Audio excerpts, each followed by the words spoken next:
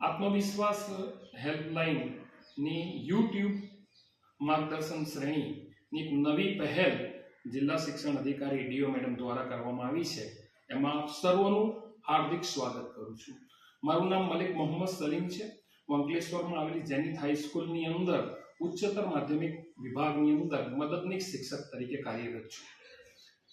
આજનો જે મારો વિષય છે એ આવો છે કે આવો એકાગ્રતા, ઉત્સાહ અને ઉત્સવ સાથે પરીક્ષાના સહભાગી બનીએ.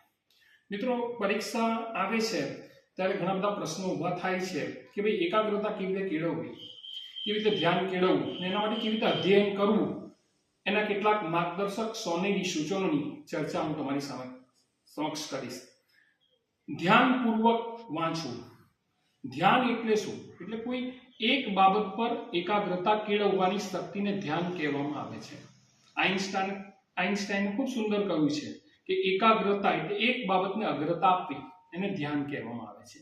અને સંશોધનો એવું સાબિત કર્યું છે કે જ્યારે ધ્યાનથી અભ્યાસ કરીએ તો લાંબા સમય સુધી સંકલ્પનાઓ યાદ રહે છે.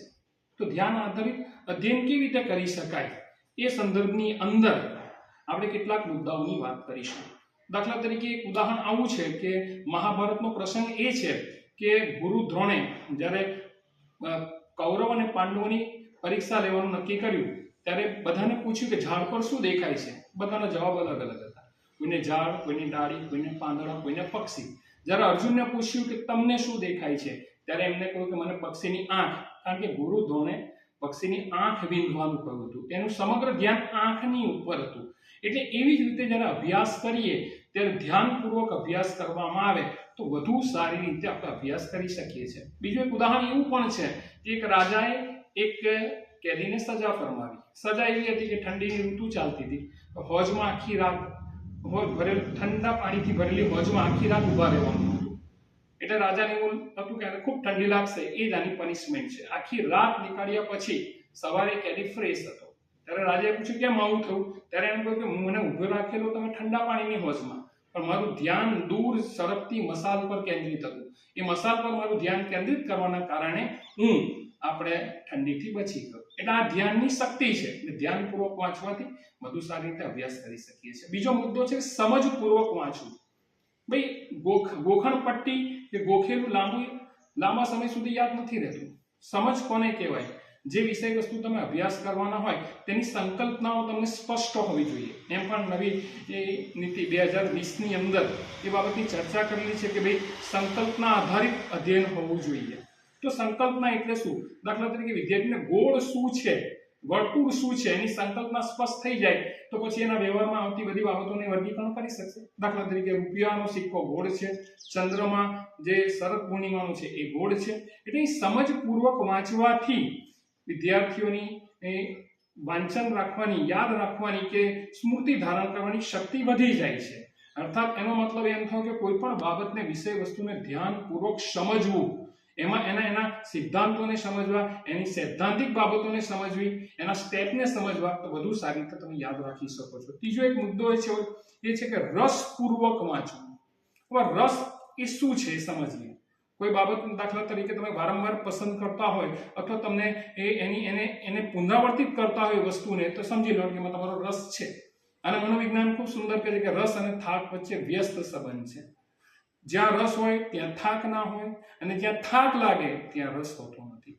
દાખલા તરીકે એક ઉદાહરણ આપું. દાખલા તરીકે કે આપણે ત્યાં લગ્ન પ્રસંગ હોય તો સવારના આપણે એમાં જોતરાયેલા હોઈએ છીએ, આખો દિવસ કામ કરીએ છીએ, અને કદાચ રાતે વરઘોડો કાઢવાનો હોય તો આપણે આખા દિવસમાં થાકેલા હોય ત્યારે હોંશે વરઘોડામાં જોડાઈ જઈએ છીએ, અને મોડી રાત સુધી વરઘોડામાં આપણે ચાલીએ છીએ તો આપણે થાકતા નથી. અને જ્યારે સવારે કોઈ જગ્યાએ જાનમાં જવાનું હોય તો ફ્રેશ થઈને આવી જઈએ છીએ.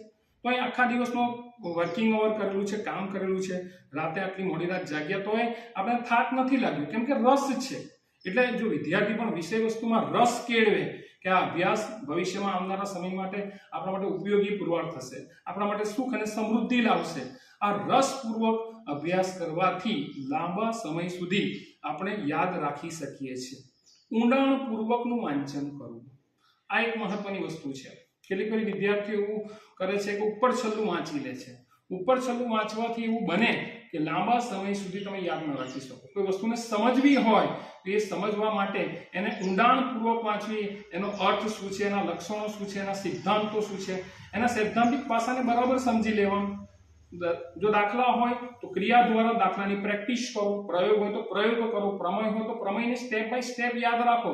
તો ઊંડાણપૂર્વક વાંચવાથી પણ લાંબા સમય સુધી આપણે એને યાદ રાખી શકીએ છીએ. આ જ્ઞાન આધારિત અધ્યયનની એક રીતો છે. મિત્રો, નિયમિત મહાવરો કરવો આગળનો મુદ્દો એવો છે. Practice make main perfect. એવું કહેવાય છે કે જેટલી પ્રેક્ટિસ તમે કરો, જેટલો મહાવરો કરો, એટલું વધુ સારું અધ્યયન કરી શકો છો. એક અભ્યાસમાં એવું કહ્યું છે કે તમે કોઈ વસ્તુ વાંચો છો તો કલાકમાં 50% ભૂલી જાઓ છો. એક સંશોધકે તો ત્યાં સુધી કહ્યું કે 1 વાર પુનરાવર્તન કરો, 2 વાર પુનરાવર્તન કરો, 3 વાર પુનરાવર્તન કરો, 4 વાર પુનરાવર્તન કરો. જેટલી વાર તમે પુનરાવર્તન કરશો એટલું તમારું વાંચન દ્રઢીકરણ મજબૂત બનશે અને તમે લાંબા સમય સુધી એને યાદ રાખી શકશો. એક ગ્રીકનો બહુ મહત્વનો કિસ્સો છે.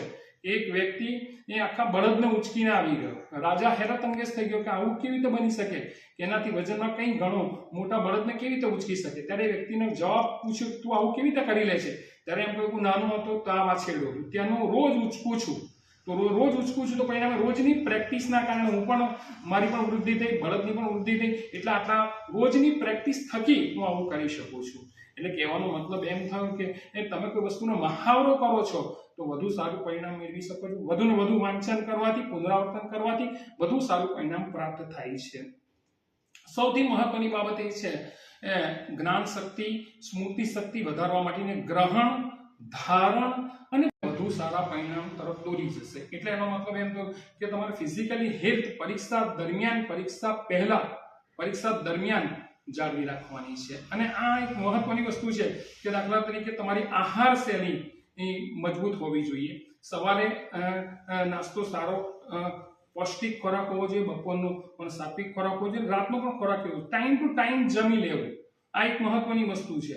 દાખલા તરીકે એવા સાદા ખોરાક લેવા કે જે તમને પચવામાં સરળ હોય. એ વખતે કોઈ નવા આહાર ન લેવા કે જેથી તમને પ્રશ્નો ઉભા થાય. આ ઉપરાંત દાખલા તરીકે તમને કોઈ પ્રકારની એલર્જી હોય, તમને કોઈ પ્રકારની એવી મુશ્કેલી હોય શારીરિક તંદુરસ્તીના સંદર્ભમાં, તો તમારા ફેમિલી ડોક્ટરની એ વખતે કન્સલ્ટ રાખવા કે જેથી દાખલા તરીકે વધુ સારી રીતે એની પર ધ્યાન કેન્દ્રિત કરી શકે. આ સાથે માનસિક તંદુરસ્તી પણ એટલી જરૂરી છે. મેન્ટલી એ રીતે પણ મજબૂત હોવા જોઈએ. કૃષ્ણએ અર્જુનને એમ કહ્યું કે તું મને એ બતાવ કે સૌથી સારો મિત્ર કોણ છે તારો, ને સૌથી ખતરનાક દુશ્મન તારો કોણ છે. આવો પ્રશ્ન અર્જુને કૃષ્ણને પૂછેલો. ત્યારે કૃષ્ણએ કહ્યું કે તારું મન મજબૂત હોય તો માંડવે જવાય. એટલે એનો મતલબ એમ થયો કે મન પાવર હાઉસ છે. આ મન જેટલું મજબૂત હશે, મનની શક્તિઓ મજબૂત હશે, એટલે તમે મેન્ટલી ફિટ હશો. દાખલા તરીકે તમને ગભરામણ કે પછી દાખલા તરીકે ડર કે ઓછો આત્મવિશ્વાસ કે બેચેની, આ બધા સિમ્પટમ્સ આવે છે. કેટલીક મનની નબળાઈના લીધે પણ આવે છે. એટલે મેન્ટલી રીતે ફિટ હોવું એ પણ ખૂબ જરૂરી છે. કે દાખલા તરીકે હકારાત્મક વિચારધારા પણ કામ કરે છે, આત્મવિશ્વાસ પણ કામ કરે છે. એટલે મનની મજબૂતાઈ એ આપણને સારા પરિણામો પૂરા પાડે છે. આ એક મહત્વની વસ્તુ છે. બીજું કે વૈજ્ઞાનિક રીતે વાંચન કરવું જોઈએ. વૈજ્ઞાનિક રીતે વાંચન કરવું એટલે કે વૈજ્ઞાનિક દ્રષ્ટિકોણથી, એટલે દાખલા તરીકે માણસ દાખલા તરીકે સવારે ઉઠે છે તો ફ્રેશ હોય છે, કારણ કે પૂરી ઊંઘ લીધેલી હોય છે. આવા સમયે તમે એવા વિષયોનું વાંચન કરો કે જેમાં દાખલા તરીકે તમારે વધારે મહેનતની જરૂર છે. હું એમ નથી કહેતો કે કોઈ વિષય સરળ છે, કે હું એમ નથી કહેતો કે કોઈ વિષય કઠિન છે, પણ એવા વિષયો દાખલા તરીકે તમે વાંચન કરો કે જેમાં વધારે મહેનતની જરૂર છે. તો એવા સંજોગોની અંદર દાખલા તરીકે સારા પરિણામો તમને પ્રાપ્ત થશે. દાખલા તરીકે એમાં એ વખતે ફ્રેશનેસ સારી હોય, ગ્રહણ શક્તિ સારી હોય, તો વધુ સારી રીતે તમે સ્મૃતિ પર અંકન કરી શકશો. એટલે એનો મતલબ એમ થયો કે એ રીતે વાંચન કરો. અને વાંચનનો એક ગોલ્ડન નિયમ છે કે ત્યાં સુધી વાંચો કે જ્યાં સુધી તમને બોરિંગનેસ ના. દાખલા તરીકે તમે કોઈને 45 મિનિટ વાંચ્યું ને ઓકે, તો પછી 10 મિનિટનો બ્રેક લઈ લો. કોઈને 50 મિનિટ વાંચ્યું તો 10 મિનિટનો બ્રેક લઈ લો. 1 કલાક હોય તો 1 કલાક પછી લો. જેની જેટલી ક્ષમતા. એમ તો એમ કહેવાય છે કે લાંબા સમય સુધી એક ધારું વાંચન નથી કરી શકતા, છતાં તમે તમારી વ્યક્તિગત તફાવતોને ધ્યાનમાં રાખીને, તમારી ક્ષમતાઓને ધ્યાનમાં રાખીને એ રીતે વાંચન કરો અને વચ્ચે બ્રેક લો. અને બ્રેક લઈને વાંચન કરવાથી વધારે સારા પરિણામો તમે પ્રાપ્ત કરી શકો છો. આ એક મહત્વનો મુદ્દો છે. એટલે એનો મતલબ એમ થયો કે વૈજ્ઞાનિક દ્રષ્ટિકોણથી વાંચન કરવું, સમયપત્રક બનાવવું વાંચન માટેનું, રોજનું રોજ વાંચી લેવું. દાખલા તરીકે તમારી પંચ્યુઆલિટી હોવી જોઈએ, અને દાખલા તરીકે કેટલા દિવસો બોર્ડની પરીક્ષાને બાકી છે, કેટલા સબ્જેક્ટ છે, બરાબર છે, કેવી રીતે વાંચન કરવાનું છે, એનું એક આયોજન, ટાઈમ મેનેજમેન્ટ કરી નાખો. એટલે એનો મતલબ એમ થયો કે એ રીતે તમે વાંચશો તો જેમ જેમ વિષય વંચાતા જશે તેમ તેમ તમે હળવા થતા જશો અને વધુ સારા પરિણામ પ્રાપ્ત કરી શકશો. અર્થાત એનો મતલબ એમ થયો કે એક વૈજ્ઞાનિક દ્રષ્ટિકોણ સાથે અભ્યાસ કરવો એ પણ ખૂબ જરૂરી છે. આમાં એક બીજો મુદ્દો પણ છે કે દાખલા તરીકે તમારા વિષયના પેપરોનો અભ્યાસ કરી લેવાનો, બોર્ડના મહત્વના જે મુદ્દાઓ છે એનો અભ્યાસ કરી લેવાનો. બ્લુપ્રિન્ટને લોકો અનુસરતા નથી. જો બ્લુપ્રિન્ટને વધારે સારી રીતે અનુસરે તો વધુ સારા પરિણામ પ્રાપ્ત કરી શકે છે.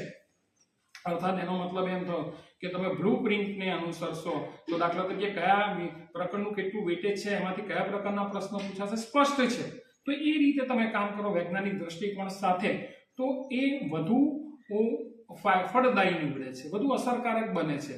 એટલે આ રીતે કામ કરવાથી તમે એક સારું પરિણામ પ્રાપ્ત કરી શકો છો. એટલે એનો મતલબ એમ થયો કે તમારી પાસે પોતાનો એક વૈજ્ઞાનિક દ્રષ્ટિકોણ હોવો જોઈએ. આ ઉપરાંત કેટલીક બીજી ટિપ્સ પણ છે. દાખલા તરીકે વિષયને નાના નાના ભાગોમાં વહેંચી દો. જ્યારે વિષય વસ્તુને વાંચો ત્યારે અંડરલાઈન કરો, એની ચાવી બનાવી લો, એક મુદ્દાઓની નોંધ પોથી રાખો.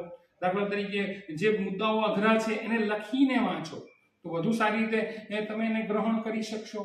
એટલે એનો મતલબ એમ થયો કે આ વસ્તુને તમે ધ્યાનથી સમજો ને જેટલી પ્રેક્ટિસ કરશો, જેટલા સમજીને વાંચશો, સંકલ્પના આધારિત વાંચશો, એટલું વધુ લાંબા સમય સુધી તમે યાદ રાખી શકશો. એટલે એનો મતલબ એમ થયો કે આ વૈજ્ઞાનિક બાબતોમાં આ થાય છે. સાથે સાથે સુવાનો ટાઈમ પણ ફિક્સ હોવો જોઈએ, 6 કલાકની ઊંઘ તમારી હોવી જોઈએ, પાણી પૂરેપૂરું પીવું, આ બધી બાબતો ધ્યાનમાં રાખવાની છે. વાતાવરણ પણ અસર કરે છે કે શાંત વાતાવરણ હોય તો વધારે સારું. એ રીતે વાંચન કરવાથી વધુ ફળદાયી નીવડે છે. અંતે આટલું કહીશ કે વિદ્યાર્થીના 5 લક્ષણ એક શ્લોકમાં કહે છે: કાગ ચેષ્ટા, બક ધ્યાન, શ્વાન નિંદ્રા, તથૈવમ અલ્પાહારી, ગૃહ ત્યાગી, પંચ લક્ષણમ વિદ્યાર્થી.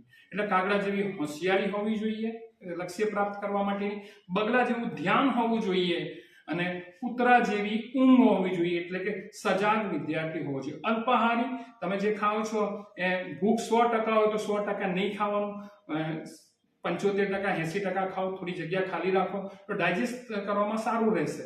અને ગૃહ ત્યાગી, દાખલા તરીકે ઘરની અંદર એવું બને કે કોઈ આવી ગયું, કોઈ પ્રસંગ આવી ગયો, કોઈ મિત્રો આવી ગયા, કોઈ રિલેટિવ આવી ગયા, તો એમાં આપણે જોતરાઈ જઈશું તો એનો મતલબ કે આપણે પરીક્ષાથી વિમુખ થઈ જઈશું. તો આવા સંજોગોની અંદર આપણે 5 બાબતોને ધ્યાનમાં રાખીશું. અને આ રીતે તમે જો આટલા બાબતોને ધ્યાનમાં રાખો કે ધ્યાનપૂર્વક, સમજપૂર્વક, રસપૂર્વક, ઊંડાણપૂર્વક, નિયમિત મહાવરો, ગ્રહણ, ધારણ, પુનઃસ્મરણ, ચિંતા મુક્ત અભ્યાસ, આત્મવિશ્વાસ સાથે વાંચન અને શારીરિક માનસિક તંદુરસ્તીને વૈજ્ઞાનિક દ્રષ્ટિકોણ ને 5 જે લક્ષણ કહ્યા એને ધ્યાનમાં રાખશો તો વધુ સારું પરિણામ તમે મેળવી શકશો. ફરી એકવાર આપણે આ શૃંખલામાં મળીશું અને આવી જ વાતો આપણે કરીશું. જય હિન્દ, જય જય ગરવી ગુજરાત. Thank you. અને પુનઃસ્મરણ. ભાઈ ગ્રહણ એટલે શું? દાખલા તરીકે આપણી આજુબાજુના પર્યાવરણ કે વિષય વસ્તુના જે મહત્વના મુદ્દા છે એને સ્મૃતિ પર અંકન કરવા એટલે નોંધવા. આપણી જ્ઞાનેન્દ્રિયો હોય છે, આંખ છે, કાન છે, નાક છે, આપણા સ્કિન છે, એના આધારે આપણે સંવેદનાઓ મહેસૂસ કરીએ છીએ, આજુબાજુના પર્યાવરણ સાથે આંતરક્રિયા કરીએ છીએ અને એ વસ્તુને આપણે યાદ રાખવાનો પ્રયત્ન કરીએ છીએ. એટલે અહીંયા આગળ ગ્રહણ જેટલું સારું, જેટલું અસરકારક, એટલું સ્મૃતિનું અંકન મજબૂત થઈ જાય છે. એટલે એનો મતલબ એમ થયો કે જ્યારે તમે અભ્યાસ કરો તો ઉપરની બધી જ બાબતો આવી જાય છે કે ધ્યાનપૂર્વક, સમજપૂર્વક, ઊંડાણપૂર્વક, રસપૂર્વક કરવાથી ગ્રહણ મજબૂત બને છે. અને જેટલું ગ્રહણ મજબૂત બને છે એટલું ધારણ, એટલે તમે લાંબા સમય સુધી એ વસ્તુને યાદ રાખી શકો છો. તમે એક વસ્તુ મહેસૂસ કરી હશે કે તમે મૂવી જોવા જાઓ છો તો મૂવી તમે જુઓ છો તો મૂવીને તમે ધ્યાનપૂર્વક જુઓ છો. 3 કલાકની મૂવી હોય છે, તમે દરેક વસ્તુને નોટ બરાબર કરો છો. કોઈ મિત્ર તમને બહાર પૂછાની સ્ટોરી, એ સ્ટોરી તમે ખૂબ રસપૂર્વક એ મૂવીની ડિક્ટો ટુ ડિક્ટો બિલકુલ ક્રમિક રીતે કહી દો છો. કેમ કે આખી મૂવીને તમે ધ્યાનપૂર્વક ગ્રહણ કરેલી છે. ને ધારણ એટલે અહીં ગ્રહણ સારું હોય છે તો ધારણ સારું રહે છે, અને ધારણ કર્યા પછી એક મહત્વનો મુદ્દો છે પુનઃસ્મરણ. મોટાભાગની જે મુશ્કેલી જોવા મળે છે કે વિદ્યાર્થીઓ વાંચે છે પણ યાદ કરે છે પરીક્ષામાં. હું તો એમ કહું છું કે રોજ વાંચો અને રોજ સાંજે એને 2, 4, 5 મિનિટ રિફ્રેશ થઈને યાદ કરો કે આખા દિવસમાં આજે મેં શું શું કર્યું. આવી પ્રેક્ટિસ કરવાના કારણે તમારું પુનઃસ્મરણની શક્તિ વધી જાય છે. દાખલા તરીકે આપણે સિરિયલો જોઈએ છીએ તો સિરિયલોમાં પણ એવું છે કે રીકેપ હોય છે, એ આગળની શું ઘટનાઓ ઘટી એને સમજાવે છે.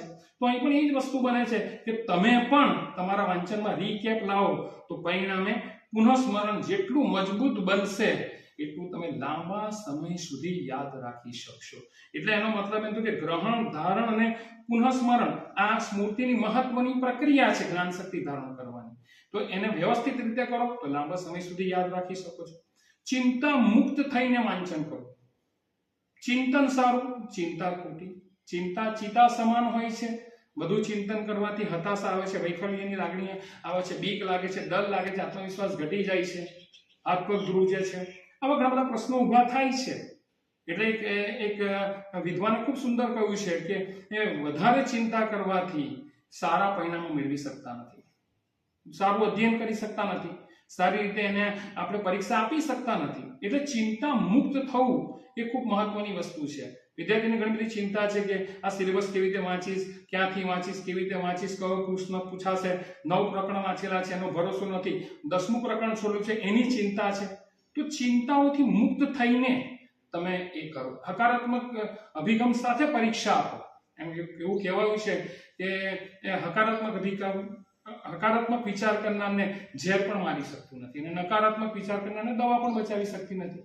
એટલે એનો મતલબ એમ થયો કે ચિંતાના કારણે બીજા બધા પ્રશ્નો ઊભા થાય છે, અનિદ્રા થાય છે, બેચેની થાય છે, ગભરાટ થાય છે, માથું દુખે છે, આવા ઘણા બધા પ્રશ્નો ઊભા થાય છે. તો ચિંતા મુક્ત થઈને વાંચન કરવું એ વધુ સારું કહેવાશે. આત્મવિશ્વાસ સાથે વાંચો. ભાઈ આત્મવિશ્વાસ શું છે? પોતાની જાતમાં વિશ્વાસ મૂકો. આત્મા એટલે પોતે, વિશ્વાસ એટલે પોતાની જાતમાં વિશ્વાસ મૂકો.